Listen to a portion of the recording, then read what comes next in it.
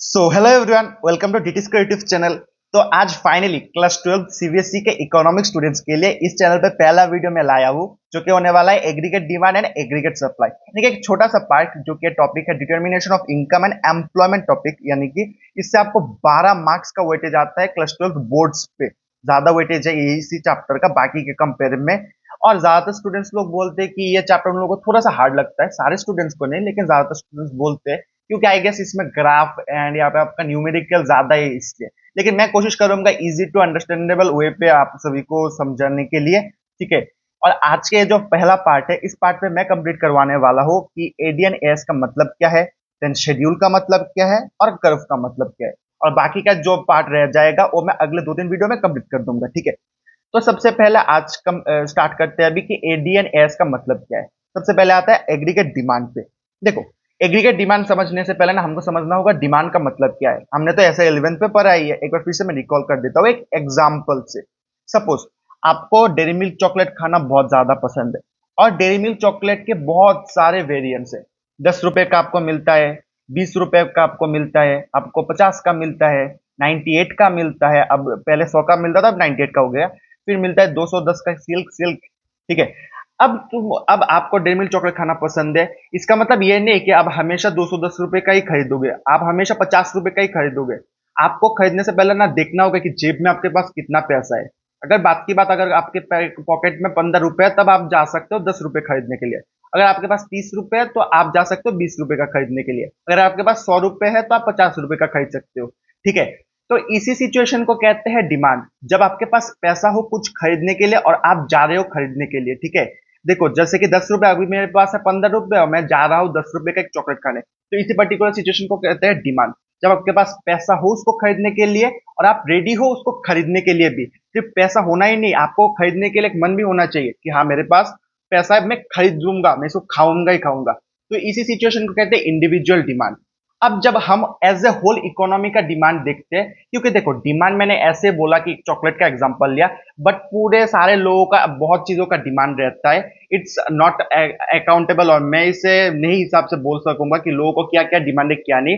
लेकिन जब हम बात करेंगे पूरे इकोनॉमी पे लोग कितना खर्चा कर रहा है, क्यों खर्चा कर रहा है, क्योंकि जब आप 10 रुपए का दोगे उन लोगों को ताकि आप चॉकलेट खरीद सको, तब आप तो पैसा दे रहे हो, यानी कि आपका खर्चा हो रहा है, 10 रुपए खर्चा हो रहा है। सो डिमांड आपका डायरेक्टली रिलेटेड टू एक्सपेंडिचर। आप जितना एक्सपेंडिचर करोगे उतना आपका डिमांड सक्सेसफुल होगा, ठीक है ना, डिमांड को पूरा कर सकते हो। तो demand is kind of expenditure. तो एग्रीगेट डिमांड में हम पढ़ते हैं कि sum total of expenditure that the people plan to incur. People ने मतलब लोगों ने प्लान कर दिया पूरा इकोनॉमी का, हाँ मैं इतना खरीदूंगा एवरेज बेसिस पे, तो उसे कहते हैं एग्रीगेट डिमांड। तो हमें इससे एक सिंपल सा डेफिनेशन समझ पाएंगे कि aggregate demand is defined as the sum total of expenditure that the people plan to incur on the purchase of goods and service produced in the economy, ठीक है। तो इससे आता है आपका पहला डेफिनेशन, ये देख लो एग्रीगेट डिमांड। अब देखो एग्रीगेट डिमांड, जब मैंने बोला कि 10 रुपए मैं तैयार हूं खर्चा करने के लिए, तब यह है आपका एक्सपेंडिचर। और एक्सपेंडिचर आप कब करोगे, तब जब आपके पास इनकम हो। अगर आपके पास इनकम नहीं है तो आप थोड़ी ना जाके एक्सपेंडिचर कर सकते हो। इसका मतलब क्या, इनकम से और एग्रीगेट डिमांड का रिश्ता पूरा एक साथ है। मतलब अगर आपके पास इनकम है तब आप डिमांड फुलफिल कर सकते हो, या डिमांड हो सकता है आपका। अगर इनकम नहीं है तो भाई कैसे आपका डिमांड आएगा, पैसा ही नहीं है आपके पास, तो आप कैसे भाई चाहोगे 20-30 रुपए का चीज खरीदने के लिए। So income is directly related to आपका जो एग्रीगेट डिमांड है। जब आपका इनकम बढ़ता है तब आपका डिमांड बढ़ता है, मैं ज्यादा खाऊंगा। जब आपका इनकम कम होता है तो आप बोलोगे नहीं भाई इतना पैसा नहीं खर्चा कर सकता, सेविंग भी कर लेता हूँ, आज खा लूंगा अगर 20 रुपए तो कल 10 रुपए भी ना खा पा सकूं, ठीक है। तो इसी से आता है जो टॉपिक, जो कि D is measured with reference to income. हाँ, इनकम से हम मेजर करते हैं, जैसे मैंने बोला आपके पास जितना पैसा है उससे आप डिसाइड करोगे आप कितना खाओगे। और अगर आपके पास कम पैसा आप कम खाओगे। और AD is never zero even when Y equal to zero. देखो इसका मतलब क्या है, जब भी हमारे इनकम अगर जीरो भी हुआ ना, हमको बेसिक नेसेसिटी तो चाहिए। बेसिक नेसेसिटी में क्या है आपका, आपका है चावल, जो लोग चावल खाते हैं, फिर दाल, फिर पानी। अब पानी के बारे में क्या बोलो, अब देखो अब जब घर से बाहर जाओगे आपके पास पानी नहीं है, दुकान पे जाओगे पानी लेने के लिए, आप तो मिनिमम 10 रुपए तो दो ही एक बोतल के लिए, तो अब भी तो पैसा दे रहे हो ना। ये तो बेसिक नेसेसिटी हुआ, इसके लिए भी पैसा चाह रहे हो, ठीक है।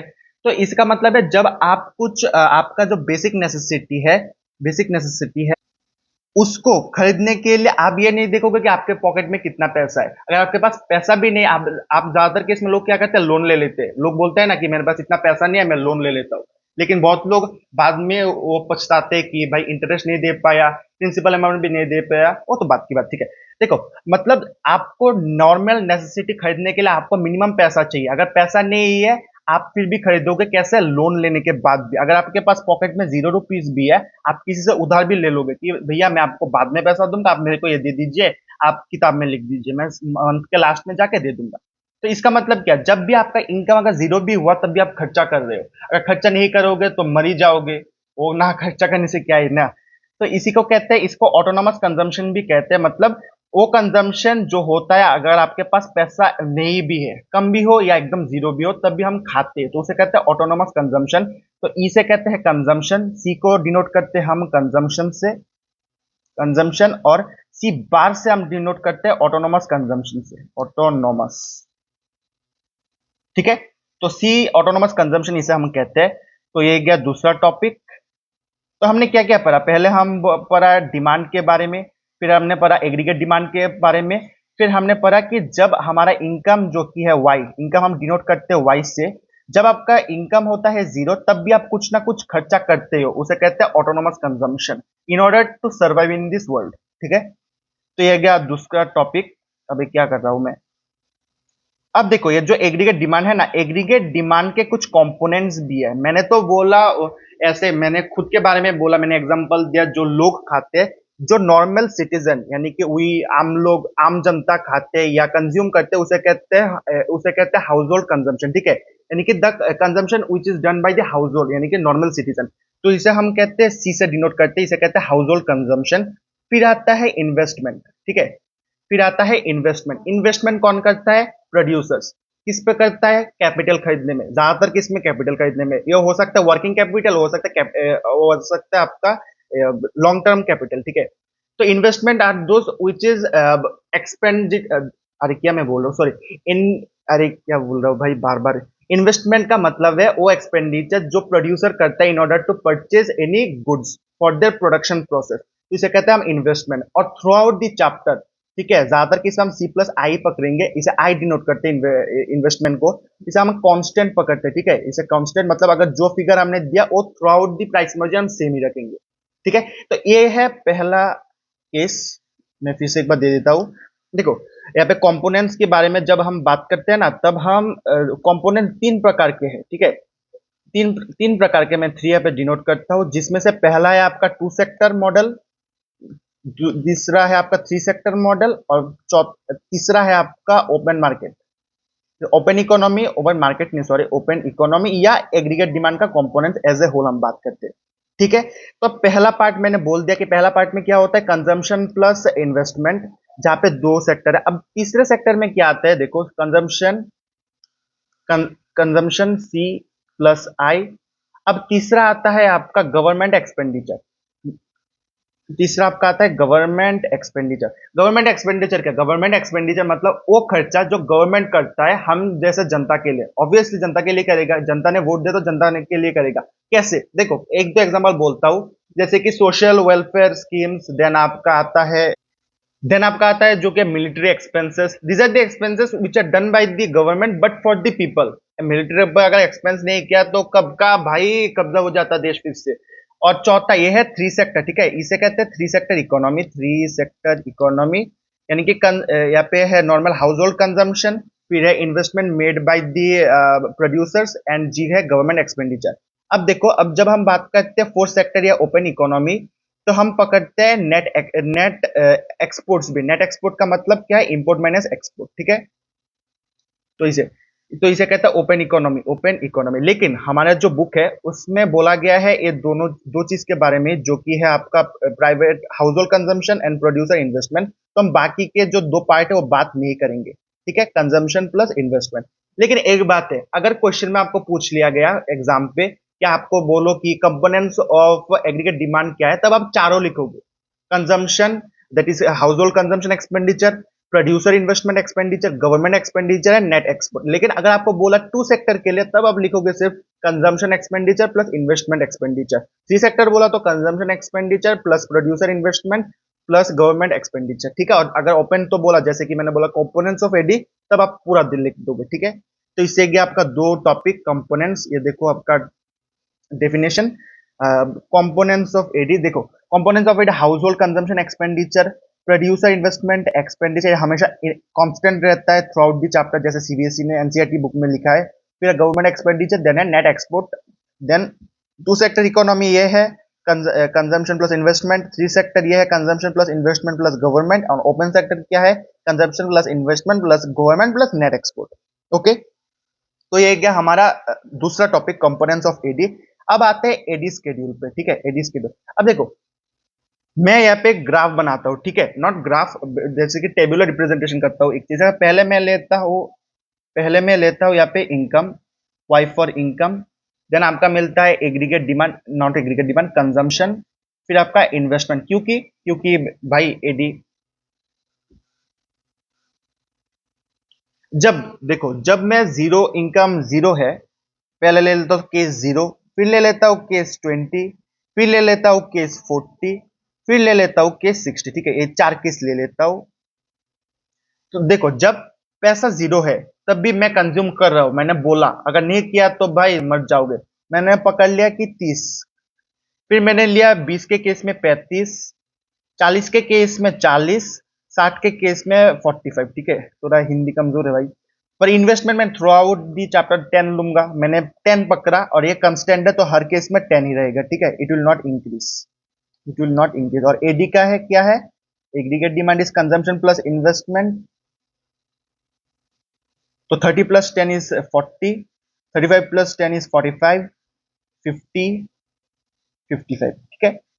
देखो एडी से मतलब नहीं है, अभी सी प्लस आई का मतलब है मेरा, मैं ग्राफ जब बनाऊंगा तब सी प्लस आई का ही बनाऊंगा, पूरा एडी का नहीं करूंगा, ठीक है। ये बात का टॉपिक है। तो देखो जब इनकम जीरो है तब तो है भाई कंजम्पशन 30, जब 20 है तब 35, जब 40 है तब 40, कंजम्पशन 40 है जब इनकम भी 40 है, इसे कहते हैं इक्विलिब्रियम। अगले टॉपिक में बात करेंगे ये वीडियोस में। और जब 60 पे इनकम आ जाता है तब अब देखना इनकम से कंजम्पशन कम है, कंजम्पशन कम होता जा रहा है, हाँ इक्वल रेट से इंक्रीज कर रहा है तो ठीक है, लेकिन ये बड़ा है, 60 इज ग्रेटर देन 45, क्योंकि इस केस में लोग अब सोच रहे कि सेविंग्स करना है, पैसा ज्यादा कमा रहा हो, अगर सब आज ही खा लिया तो कल क्या खरीदूंगा, कल अगर सेविंग कम नहीं हुआ तो लोग सोच रहे कि ठीक है सेविंग्स कर लेता हूँ, तो इससे स्टार्ट होता है सेविंग्स एरा। ओके, तो ये आपका टॉपिक, और इससे हम ग्राफ भी बना लेंगे अभी ग्राफ। तो ग्राफ में बेसिकली क्या होगा, ये आपका वाई एक्सिस, ये आपका एक्स एक्सिस, तो इसे ले लेते हैं इनकम, इसे ले लेते हैं आपका एडी, और ये पे है आपका एग्रीगेट सप्लाई, ठीक है। Aggregate supply is mandatory while you prepare this one. और फिर जब इन्वेस्टमेंट के बारे में बात करें तो इसे कहते हैं इन्वेस्टमेंट, क्योंकि investment is equal in every income, तो इसे हम पैरेलल टू एक्स एक्सिस लिखेंगे। तो इसे 10 मैंने लिया था, 10 मैंने लिख लिया। फिर 30 आता है एग्रीगेट डिमांड, तो इससे स्टार्ट होता है आपका एग्रीगेट डिमांड। ओके, तो ये है आपका 30 पॉइंट। तो ये है आपका एग्रीगेट डिमांड कर्व, जहां पे I is constant, that's why it's parallel to the X X, ये एक्स एक्सिस है और ये वाई एक्सिस है, और ये जो आपका 30 पॉइंट से स्टार्ट होता है, ठीक है। तो इसे कहते हैं C plus I, because C plus I equal to AD, ठीक है। तो ये है आपका कर्व, नॉट गर्व, क्या बोल रहा हूं, ये देखो एडी स्केड्यूल ये है, AD schedule is this one, and ये है आपका कर्व। ओके, तो इससे हमारा जो लास्ट फर्स्ट मतलब क्या है, मतलब एग्रीगेट डिमांड का टॉपिक कंप्लीट हुआ। अब आते हैं सप्लाई के ऊपर। देखो सप्लाई पे एक इंटरेस्टिंग टॉपिक है, बहुत लोगों को समझ में नहीं आता इसका कोर कॉन्सेप्ट। सप्लाई का मतलब तो हमको पता है कि सप्लाई मतलब है जो प्रोड्यूसर बेचते हैं इकोनॉमी पे, ठीक है ना, जो बेचते हैं। जैसे मैंने एग्जांपल लिया था, मेरे को कैडबरी डेयरी मिल्क चॉकलेट पसंद है, तो प्रोड्यूसर अगर देखेगा कि 10 रुपए का चॉकलेट ज्यादा बेच रहा है तो वो ज्यादा आपको क्या है प्रोड्यूस करेगा 10 रुपए का चॉकलेट। तो सप्लाई का मतलब क्या, सप्लाई का मतलब है total products that is distributed in the market bye the producer in the form of goods and services. Okay, तो इसे कहते हैं सप्लाई। अब देखो बात की बात, एक 10 रुपए का चॉकलेट प्रोड्यूसर ने मार्केट पे छोड़ा, ठीक है, तब उनके पास भी 10 रुपए फिर से आ गया। I am not speaking about profit. जब एक बंदा, आप एक प्रोड्यूसर हो, आप मार्केट में एक चीज 10 रुपए का छोड़ रहे हो, जब ये सेल हो जाता है तब आपके पास 10 रुपए फिर से तो आ रहा है, ठीक है ना।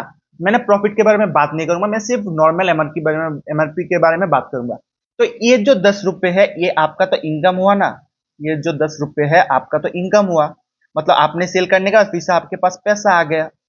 सो इससे मतलब इनकम मतलब वाई, इसका मतलब है जो आप इनकम एज ए सप्लाई आप बेच रहे हो, एग्रीगेट सप्लाई के हिसाब से 10 रुपए बेच रहे हो, वही आपका इनकम है, वही फिर से आपके पास आ रहा है 10 रुपए। इससे यह पता चलता है कि income is equal to aggregate supply, मतलब जो आपका इनकम है वही आपका एग्रीगेट सप्लाई, जो आपका एग्रीगेट सप्लाई वही आपका इनकम है। ठीक है, इससे हमको यह पता चला कि हम वाई को एज लिख सकते हैं, एज को वाई लिख सकते हैं, this two are same concept. ठीक है, तो इसका देखो, इसका ग्राफ, इसका टेबुलर रिप्रेजेंटेशन कुछ ऐसा होगा, वाई एग्रीगेट सप्लाई, अगर 0 लिया, 20 लिया, 40 लिया, 60 लिया, तो एग्रीगेट सप्लाई भी 0 होगा, 20 होगा, 40 होगा, 60 होगा। ठीक है, इसका कोर कॉन्सेप्ट ये है। ये देखो, aggregate supply it refers to aggregate production as plan by the producer during an accounting year, और ये सेम रहता है। ठीक है, और आते हैं नेक्स्ट टॉपिक पे, जो कि कंपोनेंट्स ऑफ एग्रीगेट सप्लाई। तो मैंने बोला एग्रीगेट सप्लाई का मतलब है इनकम। ठीक है, अब तुम 10 रुपए कमाते हो, तुम्हारे लिए आप सॉरी नॉट तुम, आप 10 रुपए कमाते हो, तो ये तो मतलब नहीं कि आप 10 रुपए ही उड़ा दोगे। आप हार्डली जाकर 8 रुपए उड़ाओगे, 9 रुपए उड़ा लो, 1 से 2 रुपए तो सेव करोगे। ठीक है, तो हम वाई या एग्रीगेट सप्लाई दोनों एक ही बात है, दोनों एक ही बात है। इन दोनों का कंपोनेंट क्या है, कंजम्पशन प्लस सेविंग।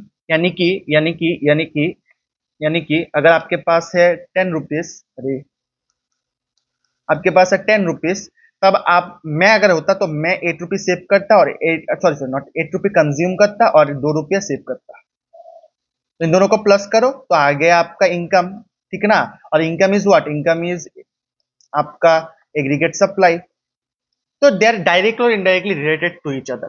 तो कंपोनेंट में क्या है, कंजम्पशन प्लस सेविंग, आप जो कमाते हो उससे कुछ खाते हो, कुछ जमा करते हो, तो दीज आर द कंपोनेंट्स।